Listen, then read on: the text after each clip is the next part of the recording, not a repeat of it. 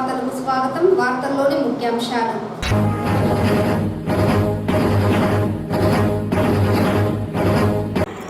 వేసవి నేపథ్యంలో రాష్ట్రంలో ఎక్కడా తాగునీటి సమస్య తలెత్తకుండా అవసరమైన అన్ని ముందస్తు చర్యలు చేపట్టాలి. జిల్లా కలెక్టర్ ఎస్పీలను ఆదేశించిన ప్రభుత్వ ప్రధాన కార్యదర్శి విజయానంద్.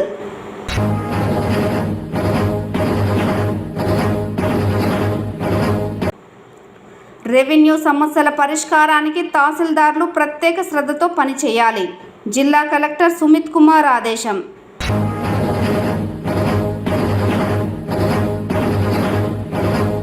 బయో వేస్ట్ సేకరించి వాటి ద్వారా నూతన ఆవిష్కరణలు చేయడానికి ఔత్సాహికులను ప్రోత్సహిస్తున్నాం. నగరపాలక సంస్థ ఆరోగ్య శాఖ అధికారి డాక్టర్ లోకేష్. వార్తల్లోని వివరాలు. ప్రస్తుత వేసవిలో రాష్ట్రంలో ఎక్కడా తాగునీటి సమస్య తలెత్తకుండా అవసరమైన అన్ని ముందు జాగ్రత్త చర్యలు తీసుకోవాలని ప్రభుత్వ ప్రధాన కార్యదర్శి విజయానంద్ జిల్లా కలెక్టర్లను ఆదేశించారు. గురువారం రాష్ట్ర సచివాలయం నుండి తాగునీటి సరఫరాకు సంబంధించిన వేసవి కార్యాచరణ ప్రణాళిక, స్వర్ణాంధ్ర, స్వచ్ఛాంధ్ర కార్యక్రమాలపై జిల్లా కలెక్టర్ ఎస్పీలతో వీడియో సమావేశం నిర్వహించారు. ఈ సందర్భంగా ఆయన మాట్లాడుతూ రాష్ట్రంలో ఎక్కడా తాగునీటికి ఇబ్బంది లేకుండా అవసరమైన వేసవి కార్యాచరణ ప్రణాళికను పటిష్టంగా అమలు చేయాలని స్పష్టం చేశారు. రాష్ట్రంలో వేసవి నీటి ఎద్దడి ఉండే అవకాశం ఉన్న 332 మండలాలలోని 3438 ఆవాసాలను గుర్తించి 67.31 కోట్లతో వేసవి కార్యాచరణ ప్రణాళిక అమలుకు చర్యలు తీసుకోవడం జరుగుతోందని పేర్కొన్నారు. రానున్న రోజుల్లో రాష్ట్రంలోని వివిధ ప్రాంతాలలో వేడి వాతావరణ పరిస్థితులు, వేడి గాలులు వీచే అవకాశం ఉందని, కావున వేడి గాలుల పరిస్థితులను అధిగమించేందుకు తగిన సంసిద్ధ ముందు జాగ్రత్త కార్యాచరణ ప్రణాళికతో సిద్ధంగా ఉండాలని కలెక్టర్లకు సిఎస్ సూచించారు.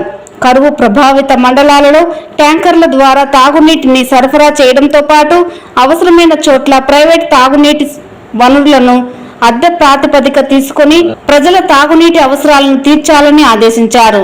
అంతేగాక తాత్కాలిక నీటి సరఫరా వ్యవస్థల పునరుద్ధరణ, మరమ్మతులు, తాగునీటి చెరువులను నీటితో నింపడం, చేతి పంపులకు మరమ్మతులు నిర్వహించడం ద్వారా తాగునీటి సమస్యను పరిష్కరించేందుకు కృషి చేయాలని ఆదేశించారు. రాష్ట్ర, జిల్లా స్థాయిలో ప్రత్యేక మానిటరింగ్ సెల్ను ఏర్పాటు చేసి తాగునీటి సమస్యలపై ఫిర్యాదులను స్వీకరించి సకాలంలో వాటిపై స్పందించి తక్షణం పరిష్కరించాలని సిఎస్ ఆదేశించారు. అనంతరం స్వర్ణాంధ్ర, స్వచ్ఛాంధ్ర కార్యక్రమాలపై ఆయన సమీక్షిస్తూ ప్రతి నెల స్వచ్ఛాంధ్ర దినోత్సవాన్ని సక్రమంగా నిర్వహించడం ద్వారా కార్యాలయాలు, పరిసరాలన్నింటినీ పరిశుభ్రంగా ఉంచేందుకు కృషి చేయాలని సిఎస్ విజయానంద్ చెప్పారు. ముఖ్యంగా వివిధ ఎలక్ట్రానిక్ వస్తువుల వ్యర్థాల నిర్వహణపై ప్రత్యేక దృష్టి సారించాలని, దీనిపై ప్రజల్లో తగిన అవగాహన కల్పించాలని సూచించారు. ముఖ్యంగా స్వయం సహాయక సంఘాల సభ్యులకు ఈ వ్యర్థాల సేకరణపై శిక్షణ ఇవ్వాలని, తద్వారా ఈ వ్యర్థాలను అన్ని విభాగాలలో గుర్తించి వాటిని సక్రమంగా పారవేయడానికి అవసరమైన చర్యలు తీసుకోవాలని చెప్పారు.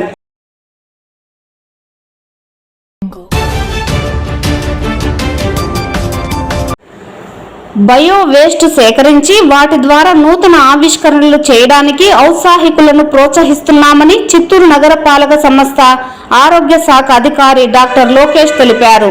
చిత్తూరు మున్సిపల్ కార్పొరేషన్ కార్యాలయంలో ఆయన మీడియాతో మాట్లాడుతూ స్వచ్ఛ భారత్లో భాగంగా పట్టణ పరిధిలోని 50 డివిజన్ల నుండి సేకరించిన తడి చెత్త, పొడి చెత్తతో పాటు బయో వేస్ట్ నుండి పలు సృజనాత్మక వస్తువులు తయారు చేసి ప్రదర్శన ఏర్పాటు చేశామన్నారు. వీటి ద్వారా ప్రజలు, యువత స్ఫూర్తి పొంది వారి మేధో వికాసంతో నూతన వస్తువులు ఆవిష్కరించడానికి అవకాశం ఉంటుందని తెలిపారు.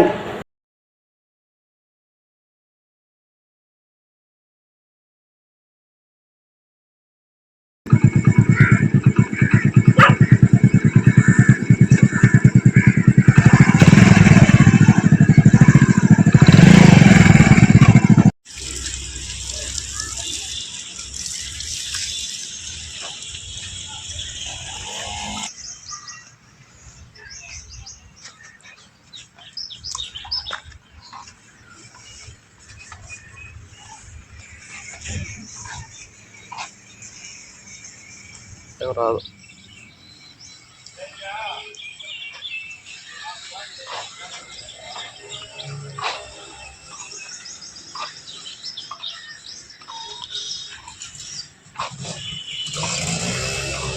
వాళ్ళ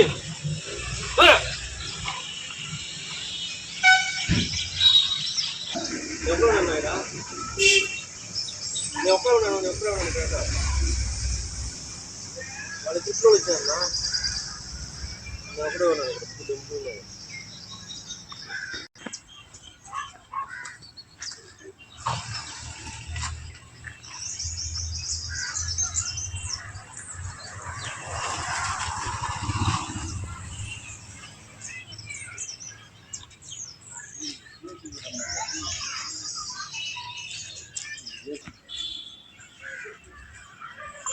నమస్కారము. ఈరోజు చిత్తూరు నగరపాలక సంస్థ పరిధిలో ఉన్నటువంటి ఏదైతే 50 వార్డ్స్ ఉన్నాయో ఆ 50 వార్డ్స్ నుంచి కూడా మనము ప్రతినిత్యము గార్బేజ్ అనేది కలెక్ట్ చేయడం జరుగుతూ ఉంటది. అయితే ప్రతినిత్యము కలెక్ట్ చేసేటటువంటి గార్బేజ్ లో మనం సెగ్రిగేటెడ్ వేస్ట్ ని కలెక్ట్ చేస్తూ ఉంటాము, డ్రై వేస్ట్, వెట్ వేస్ట్ కింద. సో ఆ డ్రై వేస్ట్ లో ఏదైతే మనకు ఆర్టికల్స్ అయితే మనం కలెక్ట్ చేస్తూ ఉంటామో వాటిని సెగ్రిగేట్ చేసి MRF మెటీరియల్ రికవరీ ఫెసిలిటీ ద్వారా మనం వాటిని తరలిస్తూ ఉంటాము.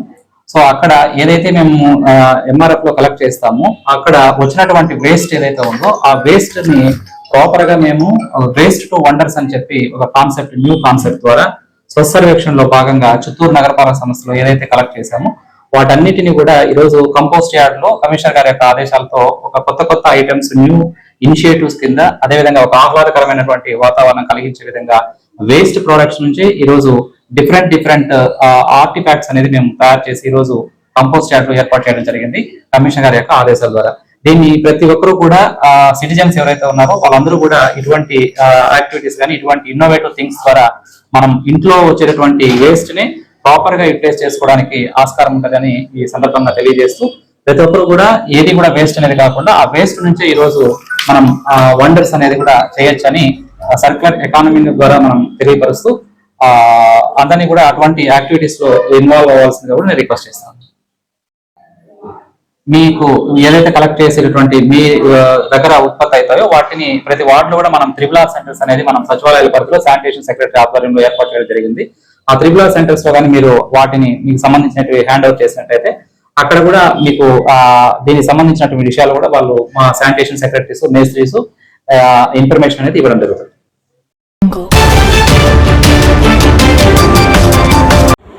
గత ప్రభుత్వ హయాంలో విడుదలైన నిధులు, వివిధ శాఖలలో జరిగిన ప్రగతి, నిధుల దుర్వినియోగం అంశాలపై క్షుణ్ణంగా చర్చించడం జరిగిందని, నివేదికను ప్రభుత్వానికి అందజేయనున్నామని అసెంబ్లీ పద్దుల కమిటీ చైర్మన్ జోగేశ్వరరావు తెలిపారు.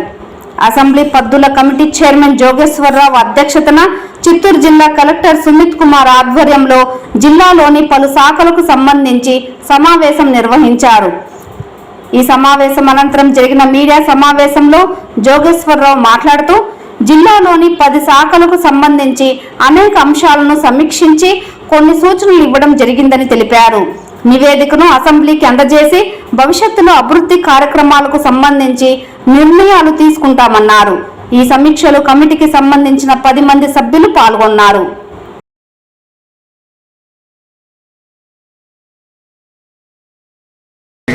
మనపేట ఎమ్మెల్యే నేను మొత్తం ఈ కార్యక్రమంతో మొత్తం జరుపుకోవడం జరిగింది. గౌరవ సభ్యులందరూ కూడా అన్ని విషయాల మీద అంటే చిత్తూరు జిల్లాలో ఉన్నటువంటి మొత్తం 10 డిపార్ట్మెంట్స్ మీద రివ్యూ చేయడం, దానిపైన మా సభ్యులందరూ కూడా కొన్ని ఇంపార్టెంట్ సూచనలు కూడా చేయడం జరిగింది. అవి అన్నీ కూడా మా సెక్రటరీ గారు అన్నీ కూడా రాసుకోవడం జరిగింది. దాన్ని మా హౌస్కి ఇచ్చి ఆ రిపోర్ట్ని ఇంకా మన చిత్తూరు సంబంధించి కానీ ఇంకా స్టేట్లోకి ఎదుర్కోవడానికి ఏం చేయాలని కూడా చేసి ఆయన కూడా చేయడం అని చెప్పి మేము అక్కడికి వచ్చి ఈ కంట్రీలో చర్చించడం జరిగింది. ఇక్కడ మన జిల్లా కలెక్టర్ గారు శ్రీ సుమిత్ కుమార్ గారి ఆధ్వర్యంలో అధికారులందరూ కూడా అన్ని విషయాల మీద కూడా చాలా చక్కగా సమాధానం చెప్పారు. కొన్ని సూచనలు కూడా వాళ్ళందరూ కూడా మేము చెప్పడం జరిగింది. ఈ అన్ని సూచనలు కూడా వాళ్ళందరూ పాటించాలని చెప్పి వాళ్ళని విజ్ఞప్తి చేస్తూ ఈ కార్యక్రమాన్ని చక్కగా నిర్వర్తించినటువంటి గౌరవ సభ్యులందరికీ, అదేవిధంగా జిల్లా అధికారులకి, ముఖ్యంగా మన జిల్లా కలెక్టర్ గారికి కూడా నాకు ధన్యవాదాలు. పాత్రికేయులందరికీ నా శుభాభినందనలు.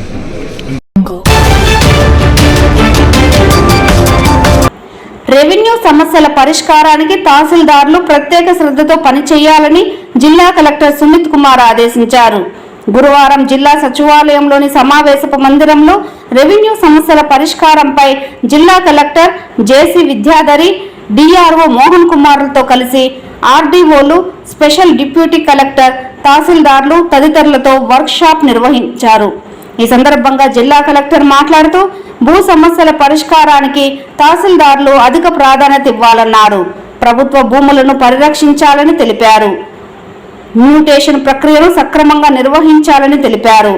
పట్టా లేని భూమికి అనుభవ పత్రం కలిగిన వారికి ప్రభుత్వ భూమి రెగ్యులరైజేషన్ చేసుకోవడానికి రాష్ట్ర ప్రభుత్వం జీవో నెంబర్ 30ని తీసుకువచ్చిందని, ఈ ఉత్తర్వుల ద్వారా పట్టా లేని భూములను డిసెంబర్ 2025 లోపు క్రమబద్ధీకరణకు ప్రజలకు అవకాశం కల్పించిందన్నారు. దీనిపై ప్రజలకు అవగాహన కల్పించడం ద్వారా ఈ సదవకాశాన్ని సద్వినియోగం చేసుకునేలా చర్యలు చేపట్టాలన్నారు. రెవెన్యూ డివిజన్ పరిధిలో ఆర్ఓఆర్ సమస్యలు అధికంగా ఉన్నాయని, వీటి పరిష్కారానికి ఆర్డీఓలు అధిక ప్రాధాన్యత ఇవ్వాలన్నారు. ఆర్డీఓలు, స్పెషల్ డిప్యూటీ కలెక్టర్లు వారికి కేటాయించిన మండలాలలో భూ అలవెన్షన్స్, అసైన్మెంట్ భూమి regularisation, ROR 22A web landing resurvey సమస్యలను గుర్తించాలని ఆదేశించారు. తహసీల్దార్లు వారి పరిధిలో గల గ్రామాల వారీగా సంబంధిత వీఆర్ఓలతో వెబ్ ల్యాండ్ కరెక్షన్లు, రెవెన్యూ సంబంధిత సమస్యలపై సమీక్షలు నిర్వహించడం ద్వారా రెవెన్యూ సమస్యల పరిష్కారానికి ఎక్కువ అవకాశం ఉంటుందన్నారు. ఈ వర్క్ షాప్ లో చిత్తూరు, పలమనేరు, నగరి, కుప్పం ఆర్డీఓలు శ్రీనివాసులు, భవానీ శంకరి, శ్రీనివాసులు, తహసీల్దార్లు తదితరులు పాల్గొన్నారు. A poor person working on a government land or a well-coordinated attack on a government land, there is a difference. Okay. First category ignore చేసుకోవచ్చు, ఎందుకంటే నీడ్స్ లేవు, లైవ్లీహుడ్ సస్టైన్ చేయాలి, ఎలానే ల్యాండ్ నుంచి పెద్ద ఇన్కమ్ రావట్లేదు, సరే అందులో కొంచెం నేను యాక్టివిటీ చేసి ఒక సెక్యూరిటీ సరే మనం ఇగ్నోర్ చేసుకోవచ్చు. Second is the targeted attack on government land happens with the information and active collusion by the machinery. Okay. And after June 2024 itself, we have observed many such cases where active attack on government land has happened. Right. So third point is, don't do anything knowingly by your own action where you are harming government interest. They say to us, inquiries can open after 7 years. There is one saying. Inquiries can open after 7 years. Right. So, protect the government lands because this is the basic responsibility. So now, CCMA madam ద్వారా ఒక topic, ఒక 9 topics basically ఇవ్వడం జరిగినాయి. వాళ్ళ identity రకరకాల problems revenue మెషిన్లో ఉన్నాయి. Simple share చేస్తే ఎలా చేసుకోవచ్చు, మీరు సజెషన్ ఇచ్చేస్తే ఈ సజెషన్స్ డిస్ట్రిక్ట్ సైడ్ నుంచి పైకి పంపడం జరుగుతుంది. అక్కడ సజెషన్ కూడా అక్కడ స్టేట్ లెవెల్ ఒక వర్క్ షాప్ పెట్టడం జరుగుతుంది. ఇలా నెక్స్ట్ ఆ వర్క్ షాప్ పెట్టిన తర్వాత కరెక్ట్గా ఉంటే ఒక rule paranga or practically then it will be implemented. So the devolution of power will be given, you may be given those power or RD may be given those power or collector nunchi JC ki power ivvadam or CCI nunchi collector ki power ivvadam aటువంటి issues ఉంటాయి. Land allegation చేశాము కానీ ఆ land allegation ఎట్లా జరుగుతుంది, తర్వాత పని చేసడం జరుగుతుందా లేదా, సరే 3 సంవత్సరాలు గవర్నమెంట్ లిమిట్ పెట్టారు, 3 సంవత్సరాల్లో కమిటీ డిస్ట్రిక్ట్లో డిసైడ్ చేసుకోవచ్చు, పైకి రికమెండేషన్ పంపించుకోవచ్చు, మంచిది.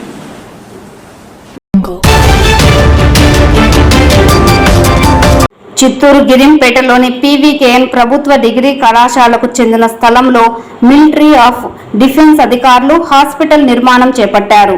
దీంతో కళాశాల విద్యార్థులు ధర్నాకు దిగారు. ఎంఆర్ఓ చంద్రశేఖర్, ప్రిన్సిపల్ జీవన జ్యోతితో మాట్లాడారు. సర్వే నెంబర్ 77/18లో కలెక్టర్ ఈ భూమిని డిఫెన్స్ అధికారులకు కేటాయించారని, కళాశాల ధృవీకరణ పత్రాలు సమర్పిస్తే చర్యలు తీసుకుంటామన్నారు. స్థల వివాద విషయమై పరిశీలించడం జరిగింది. ఇది పీవీకేఎన్ కాలేజ్ వాళ్ళు, అలాగే ఈసీహెచ్ఎస్ అంటే ఎక్స్ సర్వీస్ మెన్కి సంబంధించినటువంటి హాస్పిటల్ నిర్మాణం కొరకు ఈ స్థలం ఇచ్చారని, దీన్ని నిర్మాణ పనులు జరుగుతుండగా పీవీకేఎన్ కాలేజీ సిబ్బంది లేదా ప్రిన్సిపల్ గారు ఈ స్థలం మాదంటూ ఈ పనులను ఆపడం వలన దీన్ని పరిశీలించవలసిందిగా జిల్లా కలెక్టర్ గారు ఆదేశించున్నారు. ఈ విషయమై ఇక్కడ స్థలంను పరిశీలిస్తే నేను మండల సర్వేయర్లు విఆర్ఓలు వచ్చి ఇక్కడ 77లో 18 అనే సబ్ డివిజన్ నెంబరు 25 సెంట్లు ఈసీహెచ్ఎస్ వారికి ఇంతకుముందు కలెక్టర్ గారు అలినేషన్ చేసి ఉన్నారు. అలాగే దానికి సంబంధించి ఈ స్థలాన్ని వీళ్ళకి నిర్మాణం పనుల కోసం హ్యాండ్ ఓవర్ కూడా చేసి ఉన్నారు ఇంతకుముందు తహసీల్దారు. అదే విషయాన్ని పీవీకేఎన్ కాలేజీ వాళ్ళకి కూడా సిబ్బందికి కూడా తెలియజేయడం జరిగింది. గౌరవ కలెక్టర్ గారికి కూడా అదే విషయాన్ని దృష్టికి తీసుకెళ్లడం జరుగుతుంది. అలాగే పీవీకేఎన్ సిబ్బంది మా దగ్గర 77 సర్వే నెంబర్కి సంబంధించినటువంటి డాక్యుమెంట్స్ ఉన్నాయని తెలిపి ఉన్నారు. వాటిని కూడా పరిశీలించి కలెక్టర్ గారికి నివేదిక పంపించడం జరుగుతుంది.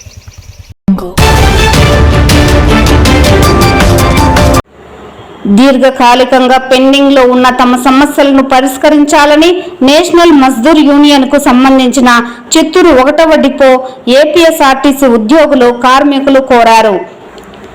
ఎంఎంయుఏ రాష్ట్ర కమిటీ పిలుపు మేరకు గురువారం స్థానిక దర్గా సర్కిల్లోని ఆర్టీసీ 2వ డిపో ఎదుట ఆర్టీసీ ఉద్యోగులు కార్మికులు ధర్నా నిర్వహించారు. ఈ సందర్భంగా చిత్తూరు 1వ డిపో యూనియన్ అధ్యక్షులు జేహెచ్ బాబు, కార్యదర్శి జిఎస్ కుమార్, జిల్లా సంయుక్త కార్యదర్శి ఉపేంద్ర మీడియాతో మాట్లాడారు. తమ రాష్ట్ర కమిటీ పిలుపు మేరకు రాష్ట్రంలోని 128 డిపోల ఎదుట ఎన్ఎంయు ఆధ్వర్యంలో ఆర్టీసీ కార్మికులు ఉద్యోగులు ధర్నాలు నిర్వహిస్తున్నట్లు తెలిపారు. సర్క్యులర్ 1/2019 మేరకు తమకు ఉద్యోగ భద్రత కల్పించాలని, అక్రమ సస్పెన్షన్లను, ఉద్యోగుల తొలగింపులను ఆపాలని, గత 4 సంవత్సరాలుగా పెండింగ్ లో ఉన్న పదోన్నతులను వెంటనే చేపట్టాలని డిమాండ్ చేశారు. అదేవిధంగా అపరిష్కృతంగా ఉన్న గ్యారేజ్ ఉద్యోగుల సమస్యలు, నాన్ ఆపరేషన్ ఉద్యోగుల పెండింగ్ సమస్యలు వెంటనే పరిష్కరించాలన్నారు. వీటితో పాటు ఈహెచ్ఎస్ స్థానంలో పాత వైద్య విధానాన్ని పునరుద్ధరించాలని, 114 జీవో ప్రకారం రాత్రి అలియన్స్లను 150 నుండి 400 రూపాయలకు పెంచాలని డిమాండ్ చేశారు. సమస్యలను పరిష్కరించని పక్షంలో తమ యూనియన్ ఆధ్వర్యంలో దశల వారీగా ఆందోళనను ఉధృతం చేస్తామని హెచ్చరించారు. కాగా ఈ కార్యక్రమంలో ఎన్ఎంయుఏ నేతలు నరేష్ కుమార్, ఫరీద్ బాషాతో పాటు పెద్ద ఎత్తున ఉద్యోగులు కార్మికులు పాల్గొన్నారు. ఈరోజు మన రాష్ట్ర కమిటీ నాయకులు ఇచ్చిన ఆదేశానుసారము 3వ విడతగా 2 సార్లు ఈ నెలలోనే 2 సార్లు మనము 2 రోజులు ధర్నా కార్యక్రమము, నిరసన కార్యక్రమము, ఎర్రపేట జిల్లా కార్యక్రమము, మన న్యాయమైన కోరికలు పైన మనము నిరసన తెలియజేసాం. కానీ ఆ న్యాయమైన కోరికల సమస్యల పరిష్కార దిశగా ప్రభుత్వము మొండి వైఖరి అవలంబిస్తున్న సందర్భంలో 3వ విడతగా ఈరోజు ప్లే కార్డ్స్ ప్రదర్శన చేస్తూ గేట్ ముందు 10:30 గంటల టీ విరామం సమయంలో ధర్నా చేయమని చెప్పి మన రాష్ట్ర కమిటీ ఆదేశాలు ఇచ్చింది. అదే కార్యక్రమంతో ఈరోజు మన డిపో కమిటీ నిర్ణయం ప్రకారము ఈరోజు మనం ఈ ధర్నా కార్యక్రమము, ప్లే కార్డు నిరసన కార్యక్రమం తెలియజేస్తున్నాము.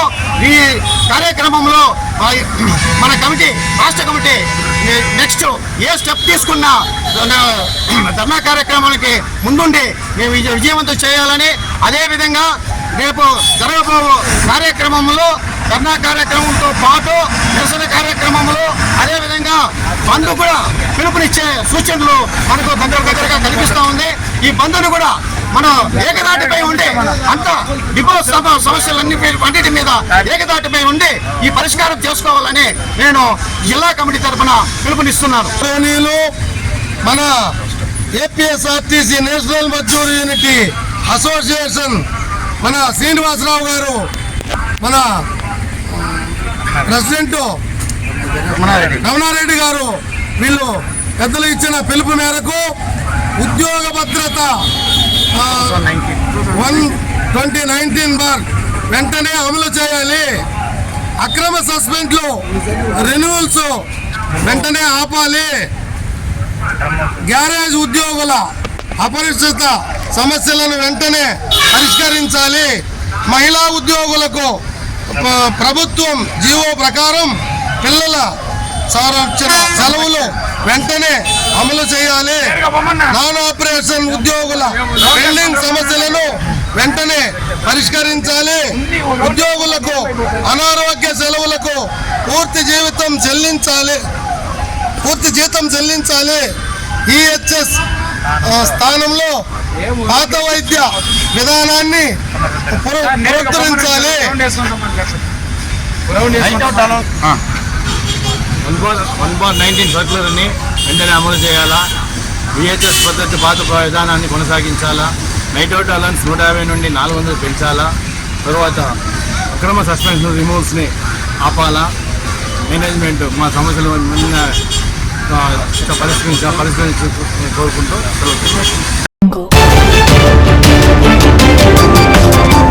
చిత్తూరు వరదప్ప నాయుడు నగర పాలకోన్నత పాఠశాలలో 6 నుండి 10వ తరగతిలో చేరడానికి నేటి నుంచి అడ్మిషన్లు ప్రారంభమయ్యాయని హెచ్ఎం లక్ష్మి తెలిపారు. ఆసక్తి గల విద్యార్థులు పాఠశాల వద్ద దరఖాస్తులు పొందవచ్చునని అన్నారు. మిడ్ డే మీల్స్, ఉచిత పాఠ్య పుస్తకాలు, యూనిఫామ్, డిజిటల్ విద్య, ఆంగ్ల మాధ్యమం అన్ని ప్రభుత్వ పథకాలు వర్తిస్తాయన్నారు. ఇతర వివరాలకు 9030813733 నంబర్కు సంప్రదించాలన్నారు. 4 మార్చిలో మా వరదప్ప నాయుడు పాఠశాల విద్యార్థి 582 మార్కులతో మన మండలంలోనే ద్వితీయ స్థానంలో నిలిచారు. కాబట్టి ఈ విధంగా అదేవిధంగా ఎన్ఎంఎంఎస్ పరీక్షల్లో కూడా మా విద్యార్థి ఒక అమ్మాయి ప్రొవిజనల్ లిస్టులో వచ్చింది. ఈ విధంగా మన ప్రగతి వరదప్ప నాయుడు పాఠశాల ప్రగతి అనేది ప్రతి సంవత్సరము కూడా గ్రాడ్యువల్గా పర్సంటేజ్లో కావచ్చు, గ్రేడింగ్లో కావచ్చు, అన్ని విధాల మెరుగ్గానే ఉన్నాయని చెప్పి నేను ఆశిస్తున్నాను. ఇంకా మా పాఠశాలలో మెరుగైన వసతులు తీసుకుంటే డిజిటల్ బోధన అనేది జరుగుతూ ఉంది. ఐఎఫ్పి ప్యానల్స్ ద్వారా, ట్యాబుల ద్వారా డిజిటల్ బోధన అనేది కొనసాగుతూ ఉంది. అదేవిధంగా మనకు ప్రత్యేకించినటువంటి డ్రాయింగ్ కాంపిటీషన్స్లో మన ఆర్ట్ టీచర్ గారు పిల్లకాయలకి ట్రైనింగ్ ఇచ్చి మండల్ లెవెల్, డిస్ట్రిక్ట్ లెవెల్లో కూడా డ్రాయింగ్లో కాంపిటీషన్స్లో మెరుగైనటువంటి ప్రతిభను కనపరిచేదానికి డ్రాయింగ్ సార్ గారు సాయశక్తులా కృషి చేస్తున్నారు. అదేవిధంగా మిడ్ డే మీల్స్ మన యొక్క తరగతిలో పాఠశాలల్లో విద్యార్థులకి నాణ్యమైనటువంటి భోజనం అందించేటువంటి సదుపాయం కూడా గవర్నమెంట్ ఇచ్చినటువంటి మెనూ ప్రకారము అమలు చేయడం అనేది జరుగుతూ ఉంది. కాబట్టి ఇన్ని వసతులు ఉన్నటువంటి వరదప్ప నాయుడు పాఠశాలలో విద్యార్థులు చేరాలని చెప్పి నేను కోరుతున్నాను. 2025-26 విద్యా సంవత్సరానికి అడ్మిషన్ ప్రక్రియ ప్రారంభమైంది. ఇందుకు మీరు కాంటాక్ట్ చేయవలసినటువంటి నంబర్స్ ఈ సంవత్సరం కొనసాగించడం జరుగుతూ ఉంది. ఈరోజే అడ్మిషన్ ప్రక్రియ స్టార్ట్ అయింది. ఇందుకు మీరు సంప్రదించాల్సినటువంటి నంబరు 9441774438 నంబర్ని సంప్రదించాలి.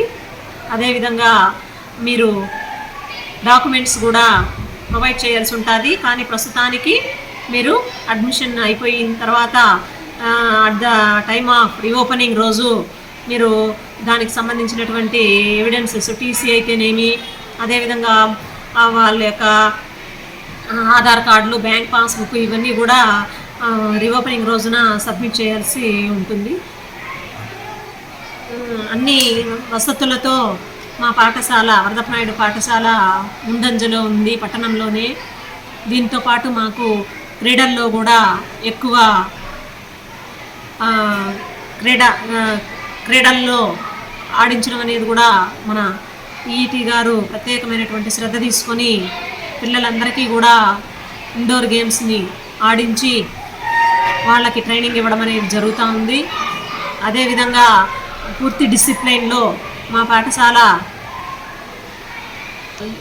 క్రమశిక్షణతో కూడినటువంటి, విలువలతో కూడినటువంటి విద్యలో మా పాఠశాల విద్యార్థులు ముందంజలో ఉన్నారు.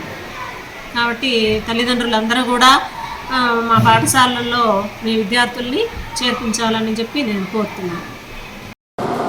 ఈ వార్తలు ఇంతటితో సమాప్తం. నమస్కారం.